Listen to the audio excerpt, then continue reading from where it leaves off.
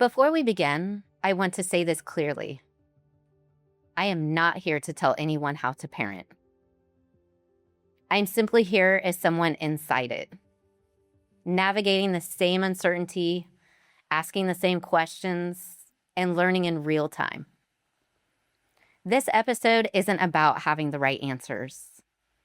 It's about how we stay grounded with our children when the world feels anything but steady. If you're listening as a parent, caregiver, or somebody who loves a child, this conversation is for you. Welcome to Connected Conversations.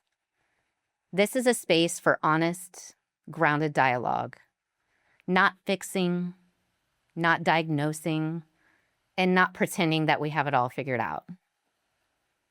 Each episode is an invitation to slow down, to listen more closely, and to stay human through change, uncertainty, and transition. I'm your host, Adriane. Thanks for being here today. I want to start by naming something simply. I am not a parenting expert. I don't have perfect language. I don't have scripts that always land. I don't always know the right thing to say in the moment. But what I do have is a deep respect for children's capacity to feel, sense, and understand far more than we give them credit for. This episode isn't about getting parenting right. It's about staying human with our kids in a world that feels loud, fast, and unpredictable. We're parenting during a time where information moves faster than regulation. Fear travels quicker than facts. Adults are still learning how to stay grounded, and children are absorbing all of it, even when we think they're not.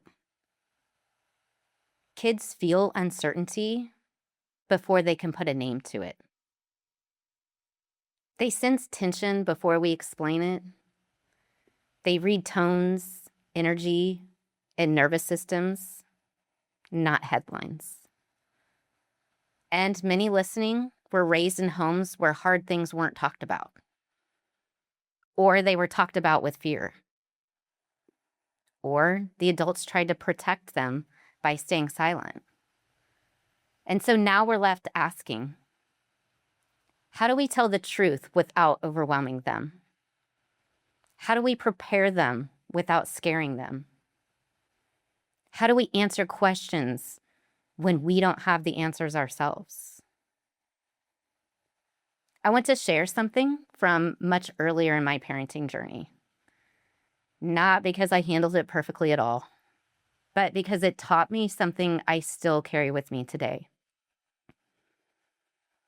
Braden, my oldest, was 7 years old when we lost his dad. And the very first thought that came into my mind was about logistics. What comes next? And so what came next was this. How do I tell a child something that will change their world forever? I didn't know how to tell him. I was just turning 28. Braden had just turned 7. There were no plans for that moment. The moment arrives, and you're suddenly making decisions while your own ground is gone. I did what many parents do when the stakes feel impossibly high. I called and asked an expert. I reached out to a local therapy office that works specifically with children, and I asked them what the best approach would be. They recommended that the family gather together and that we tell him in a group setting. And I mean, at the time, going through all the grief, that made perfect sense. I didn't have a reference point. I didn't trust my own instincts yet in that moment. So I trusted the following of the recommendations. I was doing the right thing. So that's what I did. I called the family, we ordered dinner, and we gathered at my parents' house. My brothers and their wives were there. My parents were there. And Braden and I sat together in the living room. But in that moment, it didn't feel right what we were doing. Everyone was watching us. Everyone trying to stay positive, trying to be supportive, trying not to fall apart in the moment. So sitting with him in the chair in the corner, I told him that his dad had been sick, that we didn't know how sick he had been, that the sickness took him to heaven and he wouldn't be coming back. Braden didn't ask any questions. He didn't cry. He just looked at me and said he was ready to eat dinner. At the time, I didn't know what to make of that. So we ate dinner. But now I do. What I see now is a 7-year-old child who didn't have space to feel, who didn't have privacy to process, who instinctively protected himself by just moving on. And what I also see now, 20 years later, is myself doing exactly what I had been told was age appropriate, while every part of me in the moment knew something didn't feel right. If I could speak to that version of myself now, I wouldn't criticize her. I'd tell her she was doing the best she could with no map. But I would do it differently today.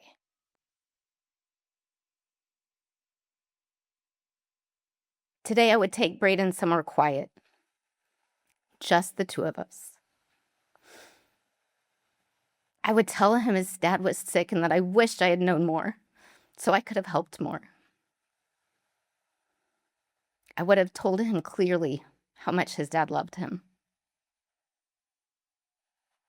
I would tell him it wasn't his fault. And then I would just stop talking. I would give him space to ask questions or not ask questions, to cry or not cry, to mourn privately with me nearby, or to sit with him. That experience changed how I parented. It taught me that experts can offer guidance, but they don't live inside our children. And sometimes the most aligned response isn't the one that's recommended. It's the one that feels steady in your body. Years later, I learned something different with my daughter, Haley. In 2022, her dad suffered a second traumatic brain injury. I was one of the first people contacted because even though we had been divorced, I was still listed as his emergency contact. Haley was 13 at the time. She has several older brothers, and her brothers wanted to be part of the conversation. And this time, that felt really aligned. Unlike the earlier experience with Braden, my body said yes to how we were doing this for Haley. We planned a fire pit in the backyard, something familiar, open, grounded. Of course, she noticed immediately and asked why all of her brothers were there because they are older and don't live with us. And I told her the truth simply, that her dad had been in an accident, that we didn't know if he would wake up, and that if he did, he likely wouldn't be the same as before. She listened. She asked questions. And then she asked if she could go see him. So we did. But once we were there, it was immediate that she didn't feel comfortable. And we left. No pressure, no convincing, no saying to this child, you should be there. We just went home. After that, Haley asked me to check on him every day, to tell her what was happening. So every morning, before the doctor rounds, I would go to the hospital and wait for the updates. And every afternoon when she asked, I told her what I knew. At one point, she asked to be present when the neurologist came through. So I brought her that morning. The doctor was blunt, which I didn't mind that. What I did mind was how annoyed he seemed that a child was asking direct questions about her own parent. I watched as Haley took all of that in. And then we left. As her dad became more awake, I brought her back a few times. But his brain injury had changed him. His speech unfiltered, his behavior inappropriate. He didn't always recognize her. And within minutes of arriving, I would see her body retreat. She would back out of the room into the hallway, needing distance. She wasn't being dramatic. She was listening to herself. Eventually, she made a decision, her decision. She didn't want to visit him anymore. So I sought guidance again. And this time, what I was told mattered.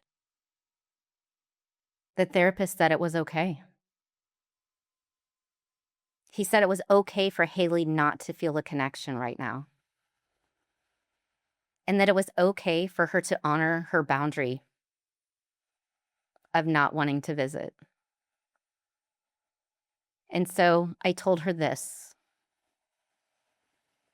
If the day ever comes when you want to see him again, I'll support you.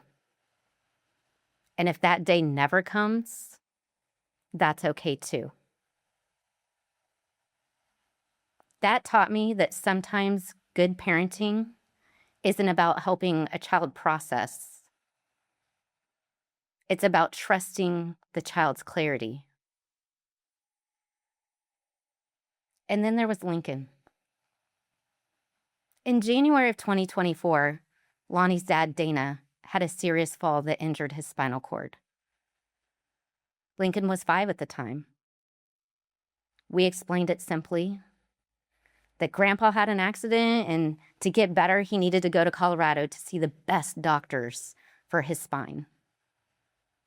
What Lincoln saw was Mom or Dad gone a few days at a time, week in and week out. Lots of conversations happening around him, but not including him. Talks of recovery, talks of doctors, talks of distance.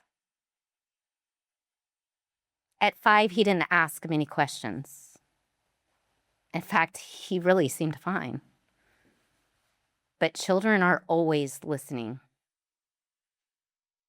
A few months later, Lincoln got really sick. He brought home something from school, and so we told him we needed to take him to the doctor.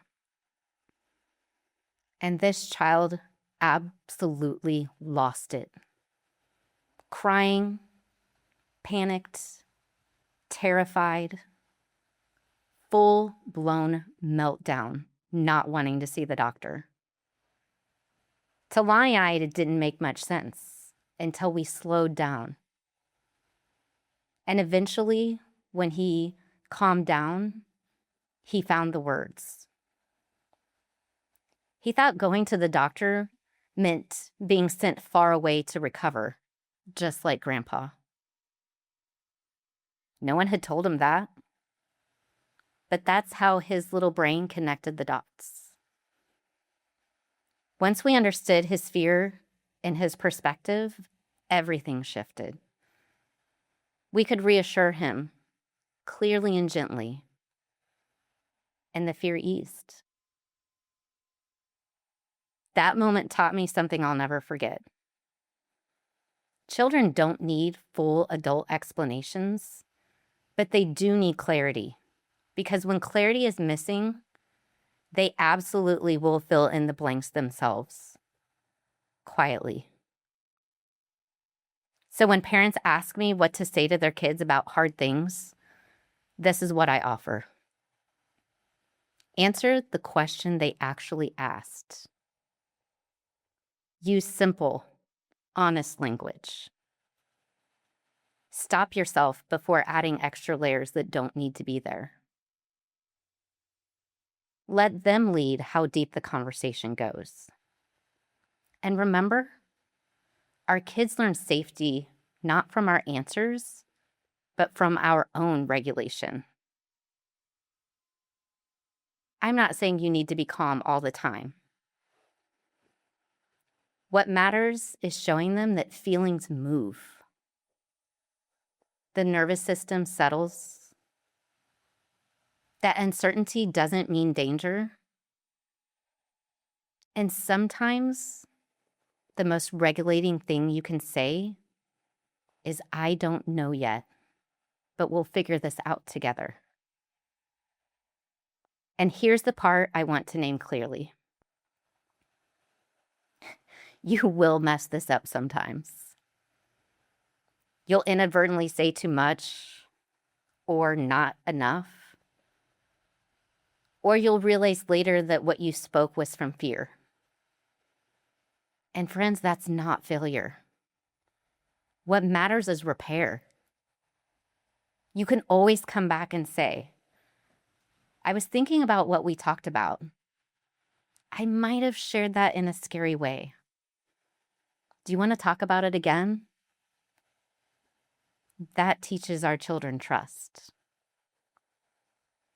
We're raising children in a world that asks us to be regulated while we're still learning regulation ourselves. And again, friends, that's not weakness. It's just the reality. Just know you don't need to be an expert. You don't need perfect words. What you do need is presence and honesty without fear. And you need to trust that your child's inner knowing is wiser than we often assume or give credit for. If you're walking away from this episode wondering if you're doing enough as a parent, let me offer this. Your presence matters more than perfection. Every pause instead of panic matters. Every moment of honesty without fear matters. You're teaching something that lasts. If this conversation stayed, you're welcome to sit with it a little longer. You can find more episodes, reflections, and ways to connect in the show notes. Until next time, take care of yourself and keep the conversation going.